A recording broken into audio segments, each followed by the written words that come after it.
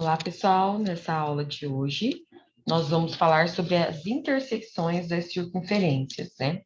Nós temos várias situações em que a circunferência ela pode interseccionar com outra circunferência.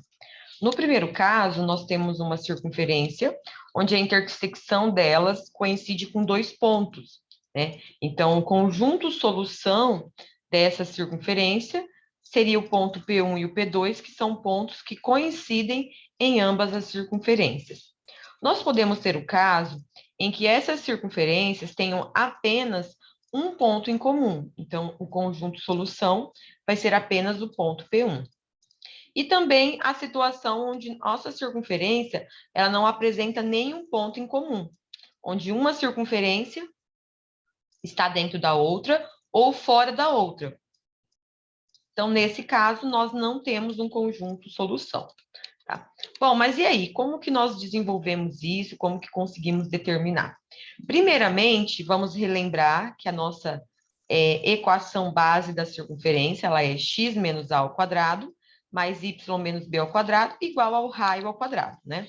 Então, a gente sabe que o a e o b, eles são exatamente as coordenadas do ponto do centro da nossa circunferência. E o r é o seu raio.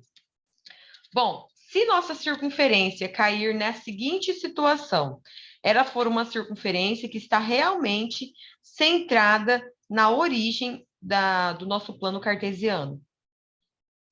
Se essa circunferência estiver exatamente locada com o centro no nosso plano cartesiano, as suas coordenadas, né, elas serão 0 e 0. Então, a gente pode enxugar aquela fórmula anterior e representar ela dessa forma aqui. X ao quadrado mais y ao quadrado igual ao raio ao quadrado. Porque o nosso A e o nosso B, nesse caso aqui, eles valem exatamente o valor 0.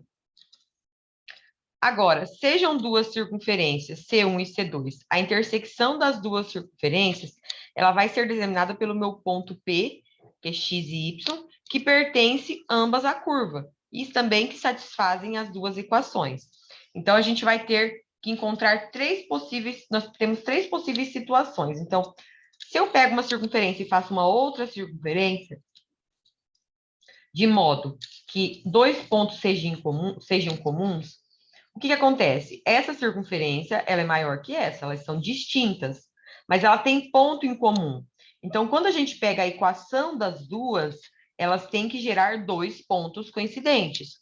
Quando a gente pega a equação dessas duas, ela tem que ter um ponto coincidente. E aqui ela não tem nenhum ponto coincidente. Então, a gente vai estudar cada um desses casos agora de forma mais aplicada, de forma gráfica. Então, eu tenho aqui como exemplo, dois pontos em comum, P1 e P2. Isso implica que o sistema de equação admite duas soluções. Então, como nós vamos ter duas circunferências, nós teremos duas equações. E essas duas equações, relembrando lá aqueles conceitos de ensino médio, de desenvolvimento de sistema de duas equações, nós vamos ter duas equações com duas soluções. Olhando graficamente, nós temos uma equação e outra equação, e elas têm dois pontos que coincidem dentro dessas duas circunferências, tá? Aqui nós temos uma situação, um ponto em comum, P, x e y. Isso implica que o sistema de equação admite apenas uma solução real. Então, diferente do exemplo anterior, que quando nós desenvolvermos os sistemas dessas duas equações, nós vamos ter duas respostas, quando elas têm apenas um ponto em comum, nós vamos apenas ter uma única resposta. E no terceiro caso, quando elas não têm pontos em comum, aqui elas estão representadas, né, ambas locadas com o centro na origem. O centro, pessoal, não é o ponto em questão. Quando nós falamos pontos em comum, nós estamos nos referindo aos pontos do contorno dessa circunferência, tá? Desse arco de circunferência. Então, aqui elas podem ter como representação o mesmo centro, mas elas não têm pontos em comum no contorno da sua circunferência. Nesse caso aqui,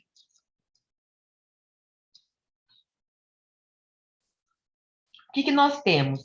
A circunferência 1 não intersecciona, ao interseccionar com a circunferência 2, apresenta um conjunto vazio.